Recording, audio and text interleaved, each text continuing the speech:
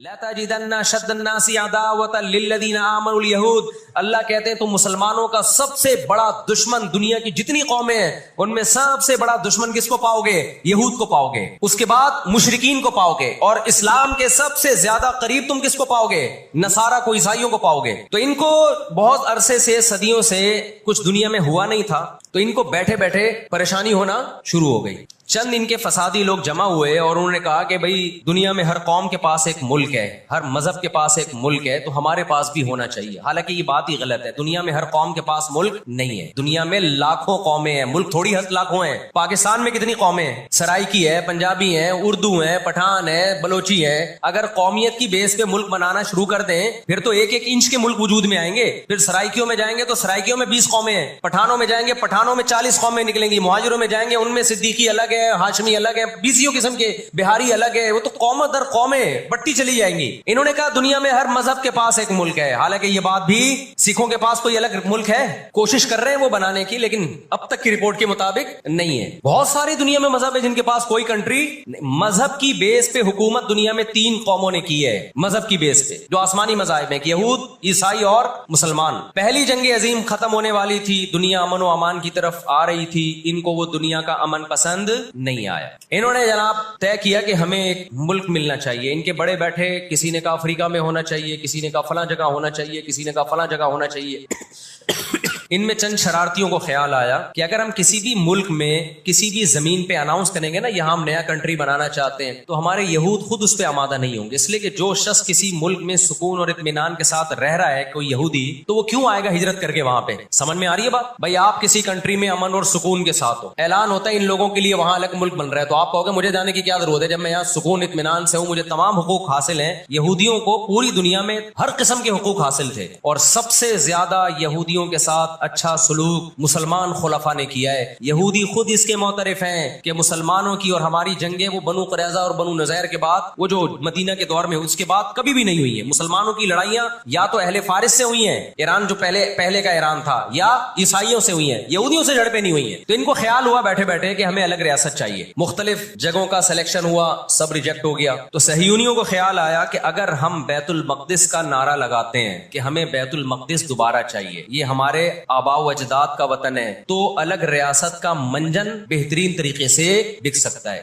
مذہبی لوگ جہاں لوگوں کو صحیح گائیڈ کرتے ہیں، خوب سمجھ لو مذہب کے نام کا منجن بھی مذہب میں ہی بکتا ہے۔ آج بھی ایسا ہو رہا ہے، بہت سی مذہبی تحریکیں لیبل کس کا لگا رہی ہوتی ہیں؟ اسلام میں بھی ایسا ہی ہے، جہاں اسلام میں آپ کو اچھی تحریکیں ملیں گی وہاں ایسی تحریکیں بھی ملیں گی کہ لیبل کس کا لگایا جا رہا ہوتا ہے؟ مذہب کا، اور مقصد اس کے پیچھے دنیاوی مفاد ہوتے ہیں۔ اس کو سمجھنے کی ضرورت ہے۔ ہمارے یہاں جہاں بھی نعرہ لگ جائے نا مذہب کا تو لوگ سارے گدے گھوڑوں کی طرح اکٹھے ہو جاتے ہیں، یہ نہیں دیکھتے کہ اس کے پیچھے اس کے مقاصد کیا ہیں۔ تو نعرہ یہ لگایا گیا، اللہ کرے میں جلدی سے مختصر ہسٹری سمیٹ دوں پھر آپ کے سامنے بات رکھوں۔ نعرہ یہ لگایا گیا کہ چونکہ بیت المقدس ہمارا تھا، یعقوب علیہ السلام، یوسف علیہ السلام، موسیٰ علیہ السلام اور جتنے پیغمبر گزرے ہیں، یحییٰ علیہ السلام، زکریا علیہ السلام، ان سب کا مرکز کون سی جگہ ہے؟ ارض مقدس فلسطین۔ تو فلسطین کے نام پہ پوری دنیا سے یہودیوں کو فلسطین میں جمع کرنا ہمارے لیے پاسبل ہے، مگر یہودی بکھرے ہوئے تھے، ان کے پاس اتنی طاقت نہیں تھی۔ 2 سازشیں انہوں نے کی ہیں۔ نمبر 1، تجارت اپنے کنٹرول میں لو۔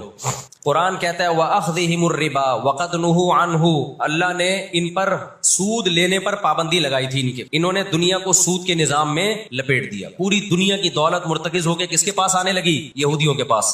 مذہبی ریاست بنائی جا رہی ہے، اس کی مثال ایسے ہے جیسے ہم مسجد بنا رہے ہیں اور بندوق ہاتھ میں لے کے لوگوں کو ڈکیتیاں کر کے پیسہ لاؤ، جتنا پیسہ بنے گا، جتنا پیسہ اکٹھا ہوگا ہم اسے کیا بنائیں گے؟ مسجد بنائیں گے۔ تو اس سے صاف پتہ چل جائے گا بھائی تیرا مقصد مسجد بنانا نہیں ہے، مسجد کے نام پہ منجن بیچنا ہے۔ سمجھ میں آ رہی ہے بات کہ نہیں آ رہی؟ لیبل مسجد کا لگ رہا ہے، اس کے پیچھے کیونکہ جو مسجد جو بنانا چاہتا ہے وہ کبھی بھی حرام پیسے سے مسجد نہیں بنائے گا۔ تورات میں آج تک سود کی حرمت موجود ہے، قرآن نے بیان کیا کہ ان کو ہم نے سود لینے سے منع کیا، لیکن انہوں نے سود لینا شروع کر دیا۔ بڑے بڑے بینک آج کس کے پاس ہیں؟ ان کے تانے بانے سارے کس سے جا کے ملتے ہیں؟ یہودیوں سے۔ بیٹھے بیٹھے پیسہ جمع کرنا شروع کیا۔ تبھی تو میں کہتا ہوں یہ جو بڑے بڑے جنرل اسٹور بنے ہوئے ہیں نا، مال بنے ہوئے ہیں، جو بینکوں سے سودی قرضہ لے کے کروڑوں روپے پھونک دیتے ہیں، اس کے بجائے نا اپنے ان غریب دکانداروں کے پاس جایا کرو جو اپنے باپ کی کمائی سے، وراثت کے پیسوں سے دکان بنا کے بیٹھے ہوئے ہیں۔ یہ جو سودی نظام ہے نا، سودی نظام، اس سے دنیا کی دولت مرتکز ہو کے چند ہاتھوں میں جاتی ہے، پھر وہ چند ہاتھ ہی آپ کے باپ بن کے بیٹھتے ہیں دنیا میں۔ جب سے یہ بڑے بڑے اسٹورز بننا شروع ہوئے ہیں، مال بننا شروع ہوئے ہیں، یہ چھوٹے موٹے دکانداروں کی جو حلال کی آمدن تھی، ان کی جو بینکوں سے قرضے نہیں تھے، جو دادے پردادے سے محنت کر کے آ رہے تھے اور اب اتنا جمع کیا کہ ایک دکان بنا لیں، وہ سارے ایک طرف رہ گئے، اور ایک سرمایہ دار اٹھتا ہے بینکوں سے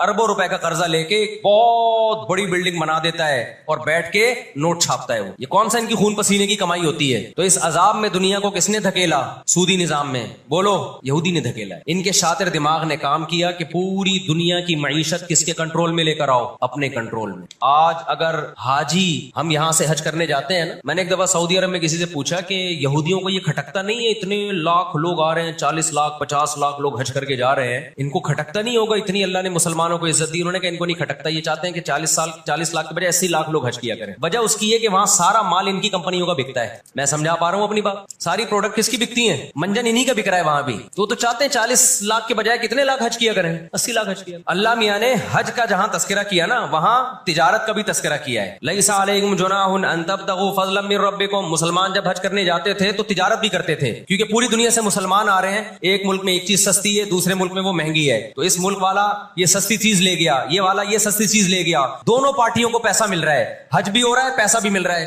صحابہ کو خیال آیا کہ یہ تو ہم حج کرنے جا رہے ہیں، اس میں ہم بزنس بھی اگر کرتے ہیں تو ہمارے تو حج کا اجر ضائع ہو جائے گا۔ اللہ نے فرمایا نا نا نا نا نا، اگر تم حج کے ساتھ تجارت بھی کرو گے، تجارت کا فائدہ بھی ملے گا اور حج کا بھی پورا پورا ثواب ملے گا تمہیں۔ کیوں؟ اللہ چاہتے تھے کہ حج کے ذریعے معیشت بھی مسلمانوں کی مضبوط ہو۔ اللہ تھوڑی مسلمانوں کو کمزور دیکھنا چاہتے ہیں۔ آج حج مسلمان کر رہا ہے، گناہ بھی معاف کروا کے آ رہا ہے، فائدہ کس کو ہو رہا ہے؟ یہودی کو ہو رہا ہے۔ میں نے وہاں سعودی عرب میں کسی بڑے سے پوچھا، میں نے کہا یار آپ مسلمانوں کی پروڈکٹ یہاں کیوں نہیں بیچتے؟ انہوں نے کہا ایک دفعہ ہم نے پاکستان سے مرغی منگوائی تھی، چکن پاکستان سے منگوائی تھی تاکہ بلا شک و شبہ حلال ہو، ان سب کو پتا ہو کہ حلال ہے۔ ایک دفعہ بھیجی، اس کے بعد 2 نمبری کی ان لوگوں نے، تو سعودیہ نے بین کر دیا۔ آپ کے جتنے مسالے ہیں نا، میں نام نہیں لے رہا کمپنیوں کے، ایک ایک کا نام لے کے بتاتا۔ میں ابھی مسقط ایک ہفتہ رہا ہوں، میں نے وہاں دبا کے بد پرہیزی کی ہے، لڈو بھی کھائے، مٹھائیاں بھی کھائیں، بریانیاں بھی پھوڑی، ایک دفعہ پیٹ خراب نہیں ہوا۔ جرمنی گیا، پھوڑ پھاڑ کے آیا، پیٹ خراب نہیں ہوا۔ سعودی عرب گیا، پھوڑ پھاڑ کے آیا، پیٹ خراب نہیں ہوا۔ یہاں آیا ہوں، کھچڑی کھا کے پیٹ خراب ہو جاتا ہے، پتہ نہیں کیا کھلا رہے ہیں یار ہمیں۔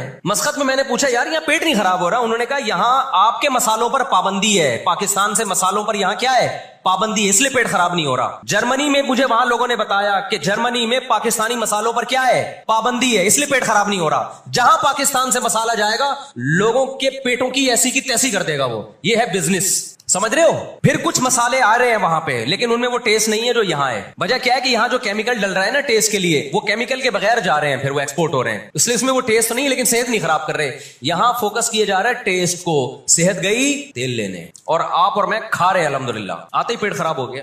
خیر، تو یہود نے کس کو، اب دیکھو یہود نے بڑی ایمانداری سے بزنس کیا کہ ہم ایسی پروڈکٹ مارکیٹ میں بیچیں گے جو 1 نمبر ہوگی، اور بہت ساری سازشیں بھی کی، ایسی سازشیں ہوئی ہیں۔ انہوں نے دیکھا کہ جو مسلمان کمپنی بہت زیادہ آگے بڑھ رہی ہے نا، آپ کو یاد ہے پولکا کمپنی، ایک پولکا کے ہم آئس کریم میں کھایا کرتے تھے بچپن میں، عیدی ملتی تھی۔ ایسی بڑی بڑی کمپنیوں کو جب دیکھا نا ترقی کر رہی ہیں، منہ مانگی قیمت دے کے خرید کے بند کر دیا کہ ایک دفعہ انویسٹ کر دو، اچھا خاصا لگا دو پیسہ، لیکن ان کو آگے نہیں بڑھنے دو۔ اس کا نتیجہ یہ نکلا کہ دنیا غلام بنتی چلی گئی، اکنامکلی کس کی غلام بن گئی؟ آج امریکہ اسرائیل کو غلط کہہ کے بھی کس کا ساتھ دیتا ہے؟ مجھے یاد ہے چند سال پہلے امریکی صدر نے بیان دیا تھا اسرائیل نے یہ غلط کیا ہے، یونائٹڈ نیشن کے لا کی پابندی نہیں کی ہے، لیکن ہم پھر بھی کس کے ساتھ ہیں؟ پورے الفاظ بتا رہا ہوں میں، پھر بھی ہم کس کے ساتھ ہیں؟ مانتے ہوئے۔ اس کو پتا ہے، وہ اس کی مثال وہ 50-50 میں ایک آیا کرتا تھا نا، 50-50 میں ایک کلپ وائرل ہوا ہے کہ کمنٹری ہو رہی ہے کہ سلیم اللہ بہت اچھا کھیل رہا ہے اور کلیم اللہ تو کھیل ہی نہیں رہا۔ اب لوگ جو کمنٹری کرنے والا ہے اس سے کہہ رہے ہیں بھائی یا تو کھیل ہی نہیں رہا، وہ جو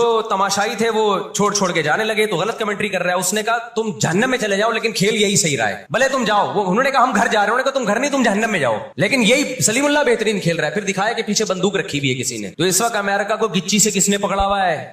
طاقت امریکہ کے پاس زیادہ ہے, سازشیں کس کے پاس زیادہ ہیں؟ اسرائیل کے پاس. معیشت پہ ایسا قبضہ کیا ہوا ہے, کچی سے پکڑا ہوا ہے کہ ہلنا نہیں ہلنا نہیں ہلنا نہیں. آج پوری دنیا میں فلسطینی نہتے ہو گئے. جب اسرائیل کے قیام کا اعلان کیا نا یہودیوں نے, تو دو کام کیے. میں جلدی سے بات کو سمیٹوں. ایک تو یہ کہ معیشت کس کے کنٹرول میں لو؟ سود کے ذریعے, بزنس کے ذریعے, حلال تجارت کے ذریعے اس طرح سے کنٹرول میں آتی نہیں ہے. وہ سود جو تمام مذاہب میں حرام ہے, عیسائیت میں بھی, یہودیت میں بھی, اسلام میں بھی, اس سود کو پروموٹ کیا دنیا میں, تاکہ سود کے ذریعے آپ اندرون جاؤ نا, بڑے بڑے زمینداروں نے ہاریوں کو, کسانوں کو اپنے کنٹرول میں لیا ہوا ہے سودی قرضے دے دے کے. وہ بےچارے ہل نہیں سکتے, ساری زندگی ان کے غلام بنے رہتے ہیں. وہ اللہ جزائے خیر دے. ہمارے جامعۃ الرشید کے ایک استاذ ہیں, بڑے مالدار بھی ہیں, انہوں نے وہاں جا کے بہت سارے ہاریوں کے قرضے ادا کر کے ان کو اس غلامی سے نکالا ہے. اور بہت سے ان میں ہندو بھی ہیں بہت سارے, وہ مسلمان بھی ہوئے ہیں, ان کو اور ہر طرح سے سپورٹ کرنا, ایسے ادارے بنے ہوئے اندرون سے. تو ایک کام تو یہ کیا کہ معیشت اپنے کنٹرول میں. دوسرا کام کیا کہ ان کو پتا تھا کہ جب تک بڑی طاقتیں ہمارے ساتھ نہیں ہوں گی اس وقت تک ہم اسرائیل کا قیام وجود میں نہیں لا سکتے. اس کے لیے سب سے زیادہ اسلام دشمنی میں برطانیہ کے ساتھ ایگریمنٹ ہوا. اور آپ حیران ہوں گے, برطانیہ کی اسمبلی میں جب یہ قانون پاس ہوا, قرارداد پاس ہوئی ہے کہ ہم نے فلسطینیوں کو, اسرائیلیوں کو, یہودیوں کو فلسطین میں جا کے آباد کرنا ہے, تو آپ حیران ہوں گے کہ اس میں اس کی سب سے زیادہ مخالفت اسمبلی میں موجود ایک شخص نے کی جو یہودی تھا. اس نے ایک آواز اٹھائی کہ اگر ہم نے ایسا کیا تو اب تک 1000 سال سے زیادہ عرصہ ہو گیا ہماری مسلمانوں سے کبھی لڑائی نہیں ہوئی ہے. اگر ہم نے ایسا کیا تو پوری مسلم دنیا ہمارے اگینسٹ ہو جائے گی, اور دنیا ایک نہ ختم ہونے والی جنگ میں آپ دنیا کو جھونک دو گے. وہ یہودی تھا, اس نے اس پالیسی کے خلاف آواز اٹھائی, مگر برطانیہ کو اس سے کوئی سروکار نہیں تھا. اس کا کیا جا رہا ہے بھائی اس میں نے بتایا نا, یہ دنیا کے بڑے بڑے جو تہذیب سکھاتے ہیں نا ہمیں, ان کی تہذیب بس یہی ہوتی ہے کہ روڈ ایسے پار کرنا ہے آپ نے, اور لال بتی پہ آپ نے رک جانا ہے, ٹیکس آپ نے ٹائم پہ ادا کرنا ہے. یہ چھوٹی موٹی, ایک مسجد سے چپل چرانے والا چور ہوتا ہے نا, پٹتا وہی ہے. کبھی بڑے اسمگلر کو دیکھا آپ نے؟ کیا ہو گیا بھائی, گھنٹی بجا کے بھاگنے والا بچہ پکڑا بھی جاتا ہے, پٹتا بھی ہے. مسجد سے چپل چرانے والا پٹتا بھی ہے. لیکن کچھ چور ایسے ہوتے ہیں 3 پیس سوٹ اور ٹائی میں, بڑا زبردست بریف کیس ان کے پاس, اس میں پورا اسمگلنگ کا پیسہ ہوتا ہے, لاکھوں لوگوں کی جان اس میں خون بہا ہوتا ہے, اس کا پیسہ ہوتا ہے, عزتوں کے سودے ہوتے ہیں. یہ بڑی بڑی طاقتیں اس طرح کرتی ہیں. اور کمال کی بات ہے, رات اندھوری کا ایک شعر ہے نا, کہ مجھے شعر تو یاد نہیں رہا, اس کا مفہوم یاد رہ گیا ہے, کہ ہمارے قاتلوں کو کہاں ڈھونڈتے پھرو گے. شاعر نے تو کہا ہے کہ اپنی معشوقہ کو, کہ ہمارے قاتلوں کا, یعنی ہماری قاتل تو آپ ہو, آپ کی محبت میں ہم مرے ہیں. اس نے کہا کہ ہمارے قاتلوں کو کہاں ڈھونڈتے پھرو گے. وہ کیا ہے کہ ہمیں قتل کا الزام ہم ہی پر رکھ دو, ہم ہی پر الزام ڈال دو, یعنی مقتول ہی پہ الزام ڈال دو کہ یہی قاتل ہے. آج دنیا میں سب سے زیادہ دہشت گردی کا شکار مسلمان ہو رہا ہے, کشمیر میں بھی. اور میں کشمیر کے بارے میں نیوز چینل کی رپورٹ پیش نہیں کر رہا, میں دنیا میں جاتا ہوں, مقبوضہ کشمیر کے مسلمانوں سے بھی ملتا ہوں. نام ان کے ہائی لائٹ نہیں کیے جا سکتے, ان کی ویڈیو نہیں ڈالی جا سکتی, ورنہ انڈیا ان کو تنگ کرے گا. مقبوضہ کشمیر میں کوئی ایک مسلمان ایسا نہیں ہے جو انڈین گورنمنٹ سے خوش ہو. ابھی مسقط میں ایک خاتون ملی مقبوضہ کشمیر سے, مجھے تو لوگ پہچان لیتے ہیں, کہنے لگے مفتی صاحب خدا کا واسطہ آپ آواز اٹھائیں, ہم پر بہت ظلم کر رہا ہے انڈیا, بہت مار رہا ہے ہمیں کشمیر میں, بتاؤ دنیا آواز اٹھا رہی ہے اس پہ, کیونکہ مسلمان کا خون بہ رہا ہے. روہن گیان میں کس کا خون بہتا ہے؟ برما میں مسلمان کا خون بہتا ہے. فلسطین میں کس کا خون بہ رہا ہے؟ مسلمان کا خون بہ رہا ہے. جہاں مسلمان کا خون بہے گا دنیا منہ پہ ٹیپ لگا لیتی ہے. جہاں کوئی ایک غیر مسلم, ہماری نظر میں مسلمان کا خون بہے یا غیر مسلم کا, ہم فرق نہیں کرتے, کسی پہ بھی ظلم ہوگا ہم آواز اٹھائیں گے. لیکن دنیا یہ فرق کرتی ہے, لیبل یہ لگاتی ہے کہ انسانیت پہلے مذہب بعد میں, لیکن ان کا ایٹیٹیوڈ بتاتا ہے کہ ان کی نظر میں مذہب پہلے ہے, انسانیت بعد میں ہے. دنیا میں سب سے سستا خون مسلمان کا ہو گیا ہے. تو دو کام کیے, نمبر 1 اکنامکلی مضبوط کرنا ہے, سود کے ذریعے, تجارت کے ذریعے نہیں, سودی تجارت کے ذریعے. اس کے بعد کیا کیا؟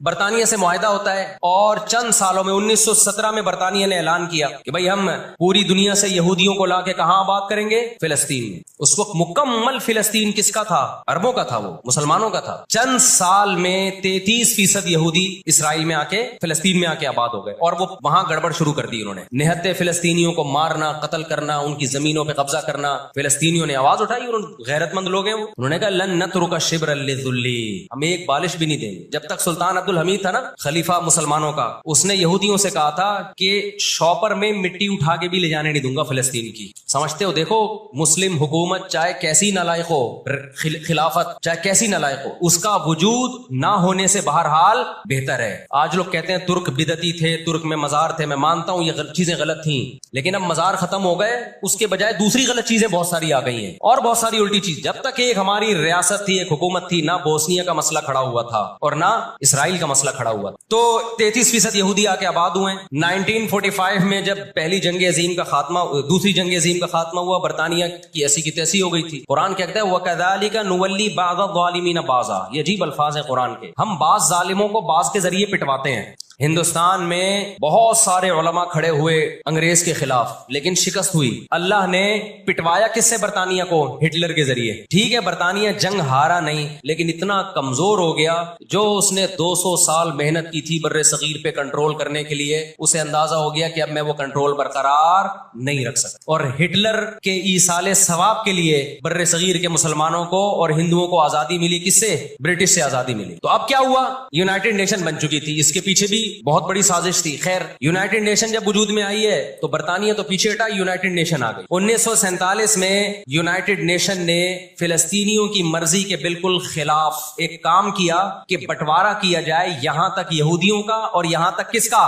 फिलिस्तीनियों का। ये पहली गलती थी यूनाइटेड नेशन की। जब अदालत इंसाफ नहीं करती ना, तो फिर लोग खुद ब खुद गैर कानूनी कामों पे आते हैं। अदालत जब अपनी जिम्मेदारी पूरी करती है, लोग गलत चीज की तरफ नहीं जाते। 1948 में या 49 में, आज दुनिया में बहुत से लोग कहते हैं ये अरब कंट्रीज क्यों नहीं कर रहे। भाई, अरब ममालिक 3 बड़ी जंगें लड़ चुके हैं। ये जो लोग इल्जाम लगाते हैं ना कि अरब चुप करके बैठे हुए हैं, मिस्र क्यों नहीं कर रहा। मिस्र की सरहद मिलती है इसराइल से, शाम की सरहद मिलती है, उर्दून और लबनान की सरहद मिलती है। ये सारे मुल्क 3 बड़ी जंगें लड़ चुके हैं इसराइल के खिलाफ, लेकिन फतह किसको हुई है? इसराइल को। क्यों? उसके पीछे कौन था? उसके पीछे अमेरिका था। तो आप अपने मुल्कों को बुरा भला कह के इससे कुछ भी हासिल होने वाला नहीं है, इससे इनका वजूद भी खत्म हो जाएगा। 3 बड़ी जंगें हो चुकी हैं, तमाम अरब कंट्रीज मिलकर इसराइल पे हमला करते हैं, लेकिन उसके नतीजे में नुकसान क्या हुआ? यूनाइटेड नेशन ने जो लकीर खींची थी ना यहूदियों के लिए, यहूदी उस लकीर को क्रॉस करके आगे बढ़ गया और 80% फिलिस्तीन पे यहूदी ने कब्जा कर लिया। और ये गजा की पट्टी जो आज है और जिसको वेस्ट बैंक कहा जाता है, इस गजा की पट्टी पे मिस्र का कब्जा हो गया जो ईस्ट में है, और वेस्ट बैंक पे उर्दून का कब्जा हो गया। 20% इलाका में से आधा उर्दून के पास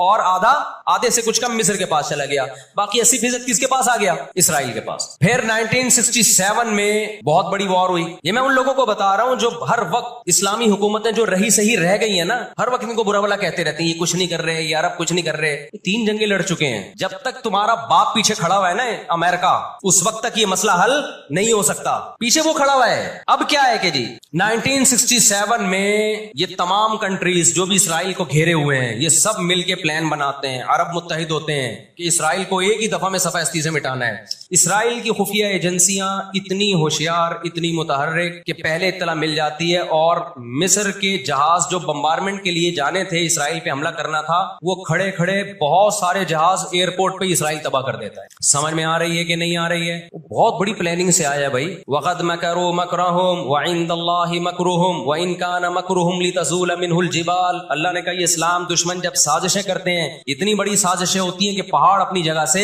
हिल जाएं। ये नाउम्मीदी की बात है, लेकिन उम्मीद की बात भी है। अल्लाह कहता है इंदल्लाहि मकरुहुम, अल्लाह को इनकी मकर और तदबीर का इल्म है। ये मुसलमानों से नहीं लड़ रहे, ये किससे लड़ रहे हैं? अल्लाह से लड़ रहे हैं। तो खुशखबरी की बातें भी हैं, वो मैं बताऊंगा इंशाअल्लाह अभी। तो अरब को शिकस्त होती है और नुकसान क्या होता है कि उल्टा अरबों के इलाके अपने हाथ से निकल जाते। मिस्र का बहुत बड़ा इलाका चला गया, गजा भी खाली हो गया, वेस्ट बैंक भी खाली हो गया, और ये सारे इलाके किसके कब्जे में चले गए? यहूद के। शाम के इलाकों पे भी यहूद का कब्जा, मिस्र के इलाकों पे भी। 1973 में फिर अरब ममालिक मिलकर लड़ते हैं इसराइल के खिलाफ ताकि अपने इलाकों को खाली कराएं हम। इसमें भी क्योंकि अमेरिका भरपूर सपोर्ट कर रहा था इसराइल को, दबा के असलहा दे रहा था। रिजल्ट किसके खिलाफ गया? मुसलमानों के खिलाफ, अरबों के खिलाफ। और उनको अंदाजा हो गया कि इस जंग में हम अपने इलाके खाली नहीं करवा सकते। सऊदी अरब में उस दौर में गैरतमंद बादशाह थे शाह फैसल शहीद रहमतुल्लाह अलैह, अल्लाह उनकी मग़फ़िरत करे, उनके दर्जात बुलंद करे, बड़े मुजाहिद मुतालिक थे, उन्होंने अरब ममालिक का इजलास बुलाया और तेल की सप्लाई बंद कर दी। समझते हैं बात को कि नहीं समझते? जब तेल की सप्लाई बंद हुई, अल्लाह ताला ने वसाइल तो आज भी मुसलमानों को दिए हैं, तेल की सप्लाई बंद की है तो इसराइल घुटने टेकने पर मजबूर हो गए। फिर अमेरिका बहादुर बीच में आए एक बड़े बुजुर्ग का किरदार अदा करते हुए कि देखो लड़ाई भड़ाई माफ करो, अल्लाह का घर साफ करो, बैठ के मुज़ाकरात की मेज पे आ। तो यहाँ भी मुज़ाकरात की मेज के पीछे तेल का डंडा था, समझ रहे हो? अरबों के पास जो तेल की अल्लाह ने उनको एक ताकत दी है ना, वो इस्तेमाल की। लेकिन लड़ाई माफ करने में भी बहुत सारे गेम खेल गया वो। तय ये हुआ कि जी जो अरबों के इलाकों पर इसराइल ने कब्जा किया है मिस्र और शाम पे, वो इसराइल वापस करेगा। ठीक है, हम आपके इलाके वापस कर रहे हैं, लेकिन मिस्र को इसराइल को तस्लीम करना पड़ेगा। ये बहुत बड़ी मिस्टेक हुई। किससे? बोलो, मिस्र से। वो इस पे आमादा हो गए, चलो हमारे इलाके तो हमें वापस मिल रहे हैं। गजा से भी मिस्र ने फौजें हटा ली, गजा का इलाका भी इसराइल के हवाले कर दिया। मिस्र को ये लगा कि मरता क्या ना करता। मिस्र ने जब ये इलाके वापस किए और इसराइल को तस्लीम किया तो बहुत सारे अरब कंट्रीज मिस्र के खिलाफ हो गए और अरब इत्तेहाद से मिस्र को निकाल दिया, वो जो बाद में दाखिल भी कर लिया, फिर 1989 में दोबारा दाखिल कर लिया। फिलिस्तीनियों को अंदाजा हो गया कि ये ममालिक जो कुछ कर सकते थे किया है, अब हमें ही करना पड़ेगा।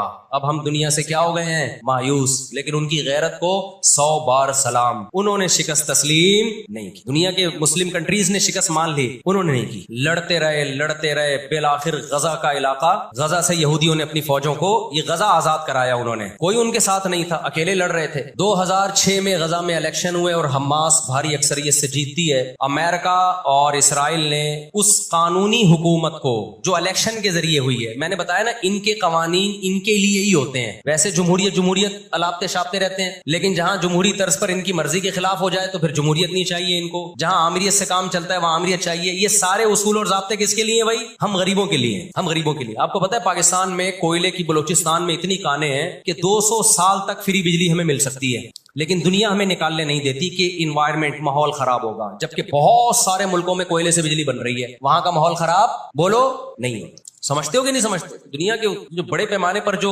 बड़े बड़े दहशतगर्द हैं ना, वो कुछ और ही हैं। वो छोटी छोटी मस्जिद से चप्पलें नहीं चुराते, बस उनका हम लोग मस्जिद से चप्पलें चुराते हैं, इसलिए बदनाम होते हैं। 2006 में जब हमास भारी अक्सरियत से जीतती है तो अमेरिका और इसराइल उनकी हुकूमत को तस्लीम करने से बोलो इनकार कर। अच्छा, 1956 में भी लड़ाई हुई है। आपको पता है वो लड़ाई कैसे खत्म हुई? इसराइल को सपोर्ट किया बरतानिया और फ्रांस ने, वो पीछे हटे रशिया की धमकी से। रूस को अंदाजा हो गया कि ये कब्जा करते चले जा रहे हैं और एक बहुत बड़ी पावर बनके यूरोप और अमेरिका इत्तेहाद बनके हमारे सामने आ जाएंगे, तो हमारी पोजीशन खराब हो जाएगी। रूस कौन सा कोई इतना नेक इंसान है वो? लेकिन कुरान कहता है ना, नुवल्ली बाज़ा ज़ालिमीन बाज़ा, हम बाज़ जालिमों को बाज़ जालिमों ही के जरिए पिटवाते हैं। महल्ले में एक दादा घूम रहा होता है बदमाशी करता, कमजोर पिट रहे होते हैं, अल्लाह दूसरे दादा को पैदा करके उसको पिटवाते हैं उससे, और फिर कहते हैं तुझे किसी और से पिटवाऊंगा मैं। रूस ने कौन सा अच्छे अफगानिस्तान में जो बर्बरियत की, उसने किस कानून के तहत अफगानिस्तान में घुसा था? वहां भी अफगानी उसके खिलाफ खड़े हुए और मार मार के भगाया उसको। फिर जो आपके 40-42 मुल्क अभी अफगान तालिबान के साथ लड़के गए हैं, वो किस कानून के तहत आए थे भाई? एक शख्स को पकड़ने के लिए, उसामा बिन लादेन को पकड़ने के लिए आपने पूरी रियासत की ऐसी की तैसी कर दी। तो इनके अपने लिए उसूल कुछ और हैं, हमारे लिए उसूल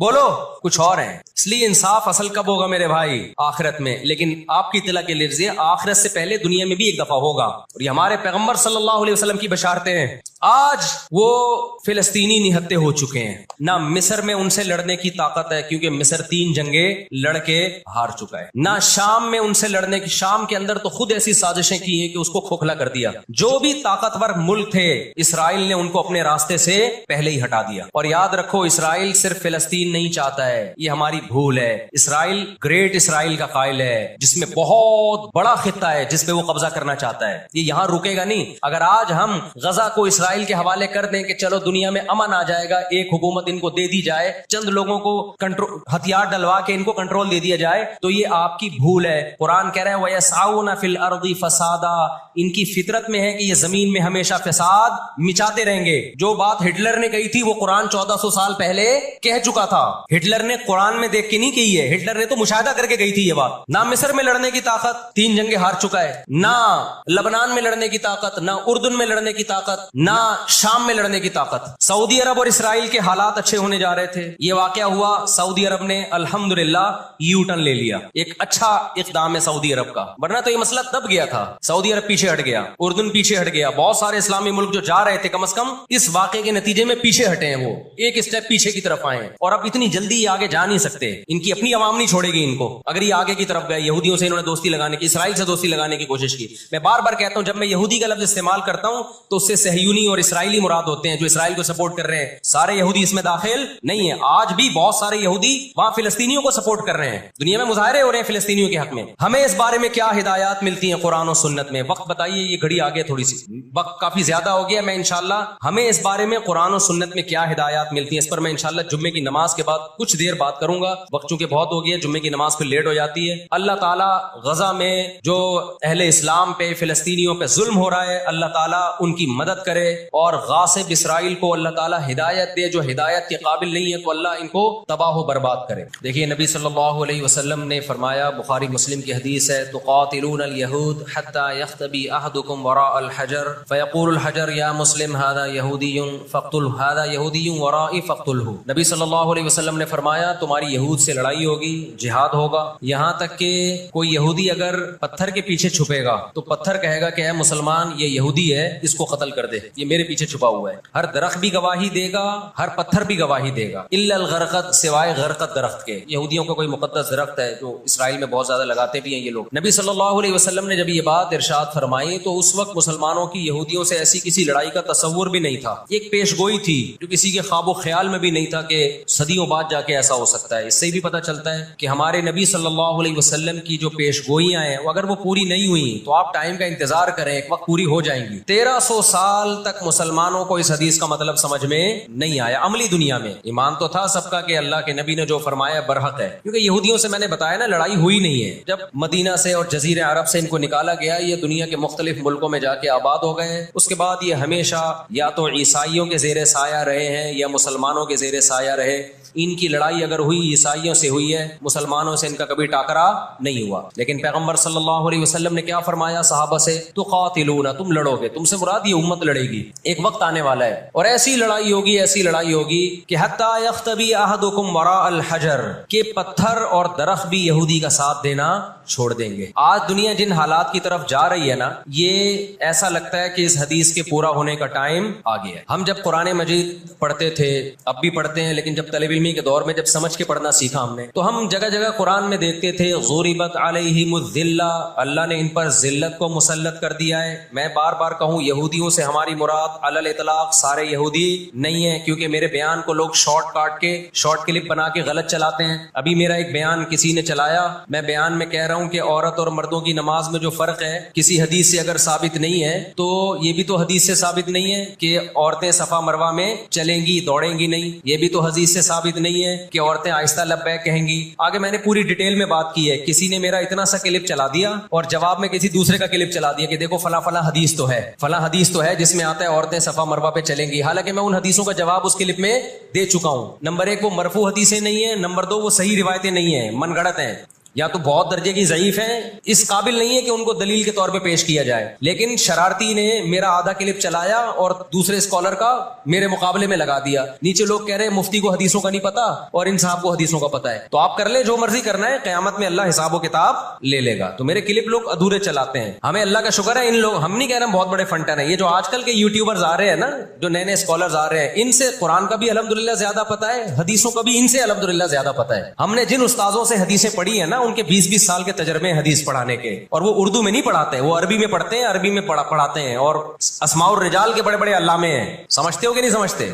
और मैंने तो दौरे हदीस जो किया है ना, दौरे हदीस हमने तो अलग ही स्टाइल में किया है। हम पर तो पाबंदी थी कि जब हदीस का सबक होगा तो हमने खुद अरबी किताबें देखकर, अरबी शुरूहात देखकर लेक्चर को तैयार करना है। सनद भी खुद पढ़नी है, सनद की बहस भी, और पूरी बहस भी खुद ही तैयार करनी है। तो इस स्टाइल में जब इंसान हदीस पढ़ता है तो उसकी इस्तेदाद और ज्यादा बढ़ जाती है। आजकल के जो नए नए स्कॉलर आ रहे हैं, इनसे कहो कि बगैर जबर जेर पेश के ना हदीस की एक सनद पढ़ के दिखा दें, मफहूम तो अगली चीज है। तभी हम कहते हैं सामने बैठ के जो मसाइल हल होते हैं ना, वो यूट्यूब पे क्लिपबाजियों से नहीं होते। इन सामने बैठते नहीं है लोग। मेरे 3 दुनिया में मुनाजरे हुए हैं, 3, और तीनों में अल्हम्दुलिल्लाह अल्लाह ने मुझे फतह दी है। 3 अभी चूंकि मौजू इसराइल का चल रहा है, ये मुनाजरों की बहस करना मुनासिब नहीं है, वो मैं फिर किसी और वक्त बताऊंगा। लेकिन मुनाजरे कुछ उसूल और ज़ाब्ते के तहत होते हैं तो होगा। बगैर ज़ाब्तों के कोई भी आके बैठ के मुर्गों की तरह लड़ना शुरू कर दे, इसको बहस मुबाहिसा नहीं कहते, इसको मुर्गों की लड़ाई कहते हैं। तो मुर्गों की लड़ाई में हम अपने आप को नहीं धकेलते, हम टर्म एंड कंडीशन फिक्स करके बात करने पर आमादा होते हैं। समझता है कि नहीं समझता? तो 3 हुए मेरे, फिर कभी बताऊंगा इंशाल्लाह। अभी तो ये इसराइल का टॉपिक ज्यादा है मैं इन झगड़ों से जो आजकल के स्कॉलर्स के चल रहे हैं। तो बार बार मैं कहता हूं, मेरा क्लिप अधूरा चलाते हैं ना तो कोई यहूदियों के खिलाफ ना चलाए, सारे यहूदी एक जैसे नहीं है। हम इसराइल के अगेंस्ट हैं, तो हमारी जो लड़ाई होगी इसराइल से होगी। हदीस में जिस यहूदी से लड़ाई का जिक्र है उससे मुराद भी कौन से यहूदी हैं? ये फितना परस और शर पसंद यहूदी हैं जो इसराइल पे गासिबाना कब्जा, फलस्तीन पे जिन्होंने गासिबाना कब्जा किया हुआ है। समझते हो कि नहीं समझते? तो आप सल्लल्लाहु अलैहि वसल्लम ने फरमाया कि तुकातिलूनल यहूद, तुम्हारी जंग किससे होगी? यहूद से होगी। दज्जाल किसका सपोर्टर होगा? बोलते क्यों नहीं? अभी तो दज्जाल आया नहीं है और आपने बोलना छोड़ दिया है। जब आएगा तो फिर तो अच्छों की बोलती बंद हो जाएगी। किसका सपोर्टर होगा वो? हाँ, मैं अर्ज कर रहा था कि हम जब कुरान पढ़ते थे, ज़ुरिबत अलैहिमुज़्ज़िल्ला, कुरान कहते हैं हमने जिल्लत इनके ऊपर दे मारी है, उन फसादों की वजह से जो ये करते रहे हैं दुनिया में, उन फसादात की वजह से। हम जब पढ़ते थे हम कहते थे अल्लाह आज तो यहूदी जलील नहीं है। इसराइल कितना पावरफुल है कि गिच्ची किसकी पकड़ी हुई है उसने? अमेरिका की। हिंदुस्तान को गिच्ची से पकड़ा हुआ है, तो आज तो बड़ी इज्जत है। मैंने अपने उस्ताद से ये सवाल पूछा, उन्होंने बड़ा माकूल जवाब दिया और ये तफसीर की किताबों में भी लिखा है। देखें, आप यहूदियों की हिस्ट्री उठा के देखें ना, हमेशा कोई ना कोई ऐसा इन पर मुसल्लत हुआ है जिन्होंने इनकी शरारतों का मजा इनको दुनिया में चखाया है। कुरान से भी ये बात साबित है कि इनको इनकी शरारतों का मजा, अजाब जो है वो दुनिया में मिलता रहेगा। मैं बार बार कहता हूं, हिटलर ने भी इनको अजाब दिया है। हिटलर से पहले भी इस्लामी नहीं बल्कि दुनिया की तारीख में बहुत से हिटलर गुजर चुके हैं जिन्होंने इनकी शरारतों के इनको दुनिया में सजा दी है। हम फिर भी बताएं, हम हिटलर के हामी नहीं है जो जुल्म उसने किया, लेकिन वो भी इनकी शरारतों से बेजार था।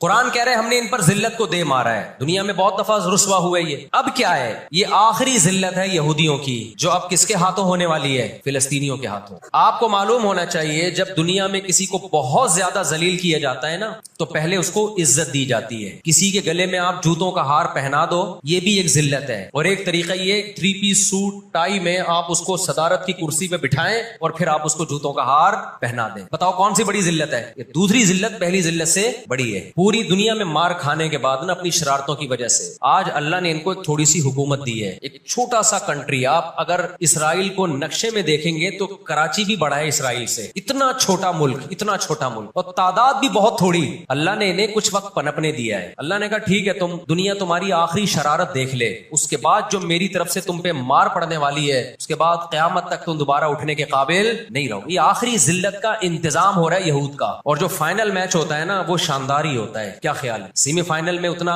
लोग दिलचस्पी से नहीं देखते, क्वार्टर फाइनल में इतना दिलचस्पी से बोलो नहीं देखते जो फाइनल मैच देखते हैं। अल्लाह ने इनका जुल्म पूरी दुनिया के सामने नुमाया। आज जो गजा पे जो कुछ हो रहा है पूरी दुनिया के सामने अल्लाह ने दिखा दिया। एक मिनट रखें, पूरी दुनिया को दिखाया ना अल्लाह ने क्या कर रहे हैं, ये किस तरह से इसराइल में लोगों को लाके आबाद किया, फिलिस्तीन में, फिर फिलिस्तीनियों पे अक़वाम मुत्तहिदा की 60 से ज्यादा करारदादे हैं जिसकी इसराइल धज्जियां उड़ा चुका है। 60 से ज्यादा करारदादें, 60 से ज्यादा, जिसको इसराइल ने मानने से इनकार किया है। यूनाइटेड नेशन की बात कर रहा हूं मैं। तो अल्लाह ताला इनको थोड़ा सा पनपने दे रहे हैं कि ठीक है, इस दफा सेमीफाइनल तुम जीत लो, फाइनल तक तो पहुंचो ना तुम, उसके बाद होगा क्या? देखो, आपने सुना होगा कि लातों के बूत हाथों से नहीं मान। ये जो इसराइल जो कुछ कर रहा है ना, इसका असल हल मुझे भी पता है मुजाहिरों में नहीं है। इसका असल हल है जिहाद। इसका असल हल क्या है? जिहाद, जो कि फिलिस्तीनी कर रहे हैं। मैंने जब लोगों को ये कहा ना कि अपने मुल्क में पुरअमन मुजाहिरे करो, लोगों ने कहा लो पुरअमन मुजाहिरों में लगा के लोगों की सलाहियतें खराब कर रहे हैं। हम आपको जिहाद से नहीं रोकते, लेकिन आप जिहाद अपने मुल्क में करोगे तोड़ फोड़ करके, या जहां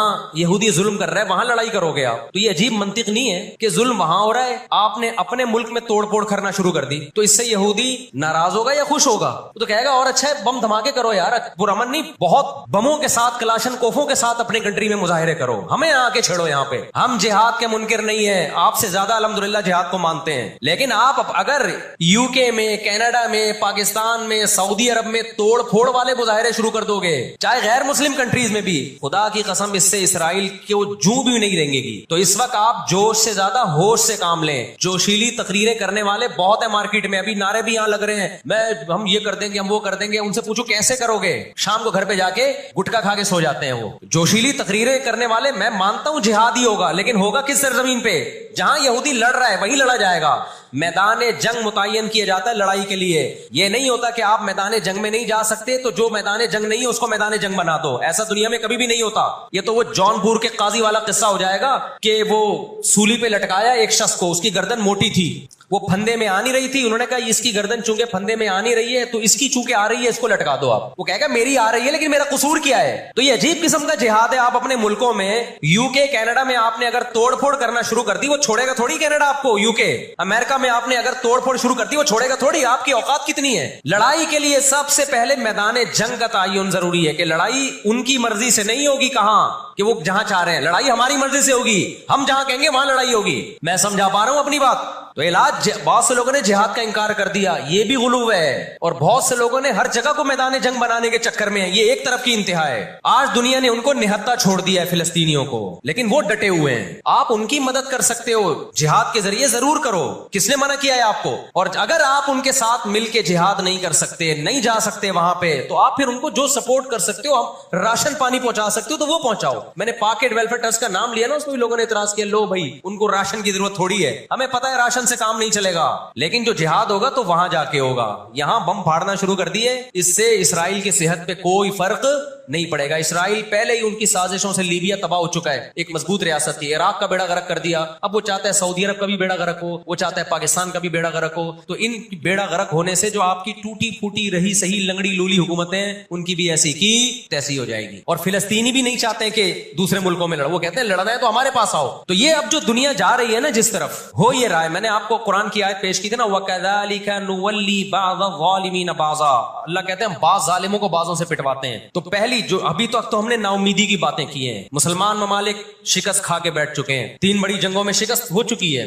उसके बाद अब किसी मुस्लिम कंट्री में इसराइल पर चढ़ाई की ताकत नहीं है। उनको पता है पीछे अमेरिका बैठा हुआ है, पूरा यूरोप। रशिया ने यूक्रेन जैसे इतने से कंट्री पे हमला किया। आप नक्शे में देखें, यूक्रेन इतना सा है, रशिया क्या है, यूं अगर वो पांव भी रख देना तो कुचल दे। लेकिन जीत गया क्या वो जंग? बोलते क्यों नहीं? क्यों? यूक्रेन इतना सा है मगर उसके पीछे कौन है? पूरा यूरोप है, पूरा यूरोप उसके पीछे। ये जंग तूल पकड़ती जा रही है। रशिया अब तक यूक्रेन को कंट्रोल में नहीं ले सकता। और मुझे तो ऐसा लगता है, मैं कोई यकीनी रिपोर्ट नहीं है, शायद इस जंग के पीछे भी इसराइल की साजिश हो। उनको पता था कि एक हमारा दुश्मन है सोवियत यूनियन, रूस। जब 1956 में जंग हुई है ना, बर्तानिया, फ्रांस और इसराइल ने मिलकर हमला किया था मिस्र पे, तो धमकी किसने दी थी? रूस की धमकी से पीछे हटे। रूस ने कहा था न्यूक्लियर अटैक करूंगा मैं, तो पीछे हट गए। रूस मुसलमानों की खैरख्वाही में नहीं कर रहा था। रूस को यह था कि जब दुनिया का बाप मैं बनना चाहता हूं तो तुम दुनिया के बाप बनने की कोशिश क्यों कर रहे हो? अगर ये बाप बन गए तो उसको पता था हमारी चौधराहट खत्म हो जाएगी। तो अल्लाह एक जालिम को दूसरे जालिम से पिटवाते हैं। तो आज भी रशिया, चाइना वो इसराइल के हक में नहीं। ऐन मुमकिन है अल्लाह मजलूमों की आवाज से ऐसे हालात पैदा कर दे कि इस जंग में बराह रास्त कौन कूद पड़े? सोवियत यूनियन कूद पड़े। और अगर सोवियत यूनियन इस जंग में कूद पड़ा, जिसके पूरे चांस लग रहे हैं, तो फिर ये तीसरी जंग अजीम की तरफ मामला जाएगा। और इसके जिम्मेदार मुसलमान या फिलिस्तीन नहीं होंगे, इसके जिम्मेदार नाजायज इसराइल है, जिसने नाजायज कब्जा फिलिस्तीन पे किया है। और फिर दुनिया में जो तबाही होगी ना, तबाही होगी वो मेरे और आपके तसव्वुर से भी ज्यादा है। क्योंकि अब तलवारों से या सिर्फ हवाई जहाजों से जंग नहीं होती, अब सबके पास न्यूक्लियर हथियार है, अब एटम बम चलेंगे। आज अगर दुनिया इंसानियत पे रहम खाना चाहती है, आज अगर अमेरिका, बर्तानिया, जर्मनी, फ्रांस, जो दुनिया के लीडर कहलाए जाते हैं, आज अगर ये चाहते हैं कि इंसानियत को तबाही से बचाएं, तो इनको फिलिस्तीनियों का हाथ नहीं रोकना। इनको किसका हाथ रोकना है? जो असल जालिम है ना यहूदी, उसका हाथ रोकना है। फिलिस्तीनियों के पास अपने दिफा का पूरा अखलाकी हक भी है, मजहबी हक भी है, कानूनी हक भी है। तो आज अगर ये इसराइल का हाथ जबरदस्ती रोक लेते हैं तो दुनिया बड़ी तबाही से बच जाएगी। और अगर ये दुनिया इसराइल का हाथ नहीं रोकती और इस जंग को बंद करने की कोशिश नहीं करती, तो भाई जो तीसरी जंग की तरफ मामला जा रहे हैं, उसके जिम्मेदार ये लोग होंगे जो दुनिया में तहजीब के ठेकेदार हैं। यहां तक बात समझ में आ गई कि नहीं आ गई? दूसरी बात, हमें कुरान और सुन्नत में इस बारे में क्या हिदायत मिलती हैं? अल्लाह कहता है मैंने यहूद पे जिल्लत को मुसल्लत कर दिया है। इस आयत में और इस हदीस में जो मैंने तुकातिलूनल यहूद वाली हदीस पढ़ी, इसमें मुसलमानों के लिए खुशखबरी है कि अल्लाह ताला ने जैसे बनी इसराइल इंतहाई कमजोर थे, फिरौन का जुल्म और बर्बरियत का शिकार थे। अल्लाह सूरह क़सस में कहते हैं वनुरीदु अन नमुन्ना अलल लदीन इस्तुज़इफू फिल अर्ज़, हमने इरादा किया कि जमीन में कमजोर तरीन लोगों को उठा के जमीन का इमाम बना देंगे, ताकतवर पे गालिब कर देंगे। बहुत दफा ऐसा हुआ है, कम मिन फियतिन क़लीलतिन ग़लबत फियतन कसीरतन बिइज़्निल्लाह।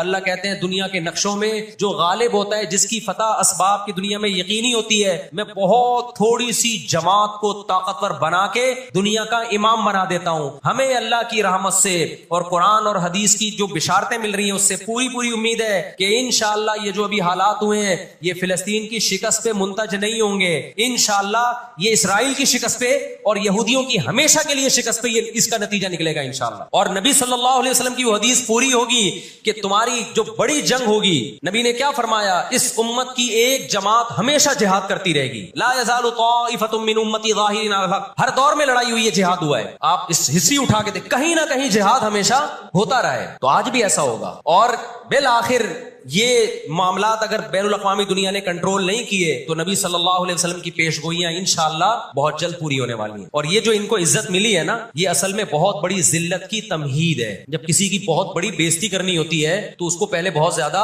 عزت دینی پڑتی. میں اکثر ایک واقعہ سناتا ہوں. ایک آدمی گیا کسی محلے میں، آ کے کہنے لگا اللہ کا شکر ہے اس علاقے میں میری عزت نہیں ہے. لوگوں نے اس میں شکر ادا کرنے کی کیا بات ہے؟ اس نے کہا اگر عزت ہوتی تو آج میری بہت زیادہ بےزتی ہو جانی تھی. آج میں نے ایسا کام کیا کہ میری بہت زیادہ بےزتی ہو جاتی. یہ ایک بہت بڑی ذلت کا پیش خیمہ ہے. ہماری ذمہ داری ہے کہ ہم ان کے لیے دعا بھی کریں. اپنے ملک میں ہم پرامن احتجاج بھی کریں. غیر مسلم ریاستوں میں بھی احتجاج کی اجازت ہے. یہاں ہم نے پرامن ہی کرنا ہے. یہاں توڑ پھوڑ سے کوئی فائدہ ہونے والا نہیں ہے. جوش میں ہوش نہ چھوڑ دیں. آپ یو کے میں پابندی لگائی کہ آپ فلسطینیوں کا جھنڈا نہیں لہرا سکتے. لوگوں نے لہرانا شروع کر دیا. اس کا نتیجہ کیا نکلا؟ فلسطین آزاد ہو گیا. اس سے جنہوں نے لہرایا ان کو گورنمنٹ اٹھا کے لے گئی. تو تھوڑے بہت لوگ جو کچھ غیرت جن میں تھی وہ بھی اپنے آپ کو ہاتھ پاؤں کٹوا رہے ہیں اگر، تو فلسطینیوں کے لیے پھر احتجاج کرنے والا، آواز اٹھانے والا دنیا میں کون ہوگا؟ تو جو میدان جنگ ہے وہی میدان جنگ ہے، اور جو میدان جنگ نہیں ہے اس کو میدان جنگ بنانے کی کوشش نہ کرو. یہودی چاہتا ہے پوری دنیا میدان جنگ بن جائے، اسرائیل میں امن ہو جائے تاکہ میں بادشاہی کروں دنیا پہ. ہم چاہتے ہیں نہ، جو میدان جنگ آپ نے جس جگہ کو رکھا ہے ہم جنگ وہاں سے ہٹنے نہیں دیں گے. وہی میدان جنگ ہوگا، وہی جگہ میدان جنگ بنے گی. اور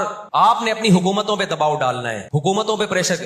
دیکھو اردن میں جب احتجاج ہوا ہے، اردن کا بادشاہ نے آ کے اسرائیل کے خلاف بیان دیا ہے. لوگ سمجھتے ہیں ان احتجاجوں سے کیا ہوگا، ان پرامن مظاہروں سے کیا ہوگا. ایسا نہیں ہے. ان پرامن مظاہروں سے حکومتوں پہ دباؤ پڑتا ہے. آپ جو کر سکتے ہیں وہ تو کریں نا، آپ جو کر سکتے ہیں وہ تو کریں. اور احتجاج اور مظاہروں کی کال سیاسی جماعتیں دیتی ہیں، مفتیان کرام نہیں دیتے. لوگ مجھے کہہ رہے ہیں آپ بلاؤ احتجاج کا دھرنا، ہم آئیں گے. مجھے پتا ہے 4 آدمی بھی نہیں آئیں گے، 4 آدمی بھی نہیں آئیں گے ہمارے دھرنے پہ. یہ سیاسی جماعتوں کا کام، اور سیاسی جماعتیں بھی کر رہی ہیں، لیکن اور زیادہ کرنا چاہیے. حکومتوں کے کام ہوتے ہیں. سیاسی سطح پہ جو احتجاج جب گورنمنٹ لیول پہ ہوتا ہے وہ پاورفل احتجاج ہوتا ہے.